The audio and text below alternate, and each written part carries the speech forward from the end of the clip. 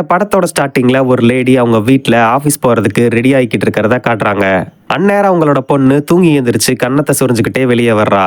ஏ baby, உனக்கு தான் உடம்பு சரியில்லையில, இவ்வளவு வேகமா ஏன் எந்திரிச்ச? நீ நல்லா ரெஸ்ட் எடுக்கணும்னு டாக்டர் சொல்லியிருக்காங்கல்ல. அதோட உன்னோட கையவும் அடிக்கடி கழுவணும், இல்லைன்னா கிருமி வந்துடும் அப்படின்னு சொல்றாங்க அவங்க அம்மா.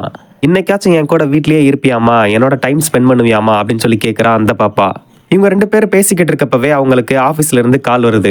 ஜோ, இன்னைக்கு இம்பார்ட்டன்ட் மீட்டிங் இருக்கு, கட்டாயம் வந்துரு அப்படின்னு சொல்லி அந்த லேடியோட பாஸ் சொல்றாரு. கண்டிப்பா வந்துருவேன் சார் அப்படின்னு சொல்லிட்டு காலை கட் பண்றாங்க.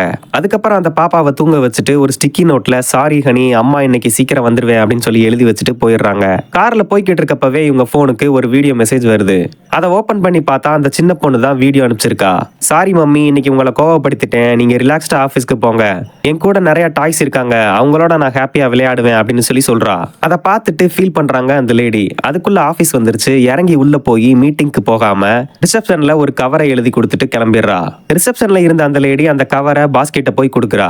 அதுல என்ன எழுதிருக்கு அப்படின்னா, எனக்கு அம்மாவா செய்ய வேண்டிய வேலை இன்னும் முடிக்காம இருக்கு, சோ என்னால மீட்டிங் அட்டன் பண்ண முடியாது அப்படின்னு சொல்லி போட்டிருக்கு. அந்த லேடி வீட்டுக்கு போய் அவங்க குழந்தையோட விளையாண்டு டைம் ஸ்பெண்ட் பண்றாங்க.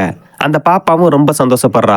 குழந்தைகளை சந்தோஷப்படுத்த பெருசா எதுவும் செய்ய தேவையில்லை, அவங்க கூட இருந்தாலே போதும். அதோட அந்த படத்தை முடிச்சிடுறாங்க. நீங்க நம்ம சேனலுக்கு புது வியூவரா இருந்தீங்கன்னா லைக் போட்டுட்டு சப்ஸ்கிரைப் பண்ணிட்டு பெல் பட்டனை கிளிக் பண்ணி விட்டுருங்க.